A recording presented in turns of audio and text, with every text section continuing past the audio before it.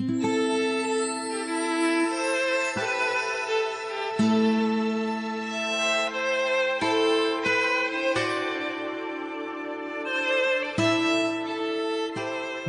House Audio presents Mine is the Night. This is the author, Liz Curtis Higgs.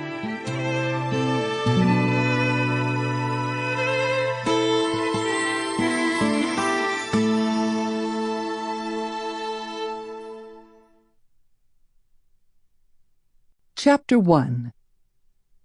Foul Whisperings Are Abroad. William Shakespeare. Selkirkshire, 26 April 1746. The distant hoofbeats were growing louder.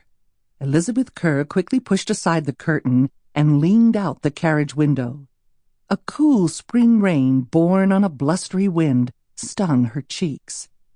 She could not see the riders on horseback, hidden by the steep hill behind her, but she could hear them galloping hard, closing the gap. Her mother-in-law seemed unconcerned, her attention drawn to the puddle forming at their feet. A frown creased her brow. "Do you mean for us to arrive in Selkirk, even more disheveled than we already are?" 3 long days of being jostled about in a cramped and dirty coach had left Marjory Kerr in a mood as foul as the weather. "'Tis not the rain that concerns me," Elisabeth resumed her seat, feeling a bit unsteady. No ordinary traveling party would ride with such haste. Marjory's breath caught. "Surely you do not think I do?" Had they not heard the rumors at every inn and coaching halt? King George's men were scouring the countryside for anyone who'd aided Bonnie Prince Charlie in his disastrous bid to reclaim the British throne for the long-deposed Stuarts. Each whispered account was worse than the last. Wounded rebel soldiers clubbed to death. Houses burned with entire families inside. Wives and daughters ravished by British dragoons. "Help us, Lord. Please?" Elisabeth slipped her arm round her mother-in-law's shoulders as she heard the riders crest the hill and bear down on them. "We were almost home," Marjory fretted. "The Lord will rescue us," Elisabeth said firmly, and then they were overtaken. A male voice cut through the rain-soaked air, and the carriage jarred to a halt. Mr. Dewar, their round-bellied coachman, dropped from his perch and landed by the window with a grunt. He rocked back on his heels until he found his balance, then yanked open the carriage door without ceremony. "Beg your pardon, ladies. The captain here would have a word with you." Marjory's temper flared. "He cannot expect us to stand in the rain." "On the contrary, madam." A British dragoon dismounted and rolled into view like a loaded cannon. His shoulders were broad, his legs short, his neck invisible. "I insist upon it. At once, if you please." With a silent prayer for strength, Elisabeth gathered her hoops and maneuvered through the narrow carriage doorway. She was grateful for Mr. Dewar's hand as she stepped down, trying not to drag her skirts through the mud. Despite the evening gloom, her eyes traced the outline of a hillside town not far south. Almost home.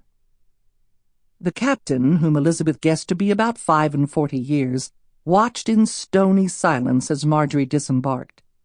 His scarlet coat was drenched, his cuffed black boots were covered with filth, and the soggy brim of his cocked hat bore a noticeable wave.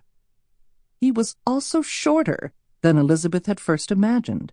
When she lifted her head, making the most of her long neck, she was fully 2 inches taller than he.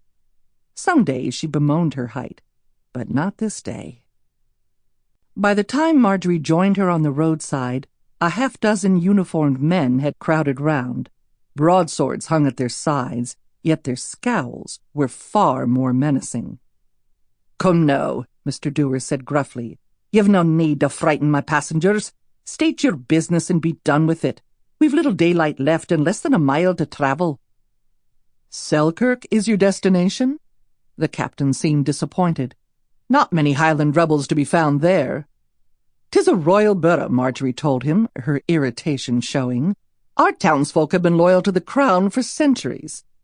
Elisabeth shot her a guarded look. "Have a care, dear Marjory." The captain ignored her mother-in-law's comments, all the while studying their plain black gowns, a curious light in his eyes. "In mourning, are we? For husbands, I'll wager." He took a brazen step toward Elisabeth, standing entirely too close. "Tell me, lass, did your men give their lives in service to King George, at Falkirk perhaps, or Culloden?" She could not risk a lie, yet she could not speak the truth. "Please, Lord, give me the right words." Elisabeth took a long, slow breath, then spoke from her heart. "Our brave men died at Falkirk, honoring the king who has no equal." He cocked one eyebrow. "Did they now?" "Aye." She met the captain's gaze without flinching, well aware of which sovereign she had in mind. "I am God, and there is none like me." She'd not lied, nor had the dragoon grasped the truth behind her words. By divine right, the crown belonged to Prince Charlie. "No one compares to His Majesty, King George," he said expansively, "though I am sorry for your loss. No doubt your men died heroes." Elisabeth merely nodded, praying he'd not ask their names. A list of soldiers killed at Falkirk had circulated round Edinburgh for weeks. The captain might recall that Lord Donald and Andrew Kerr were not named among the royalist casualties. Instead, her handsome husband and his younger brother were counted among the fallen rebels on that stormy January evening. My sweet Donald. However grievous his sins, however much he'd wounded her, she loved him once and mourned him still. Her courage bolstered by the thought of Donald in his dark blue uniform, Elisabeth squared her shoulders and ignored the rain sluicing down her neck. "My mother-in-law and I are eager to resume our journey, if we are done here." "We are not." Still lingering too near, the captain inclined his head, measuring her. "A shame your husband left such a bonny widow.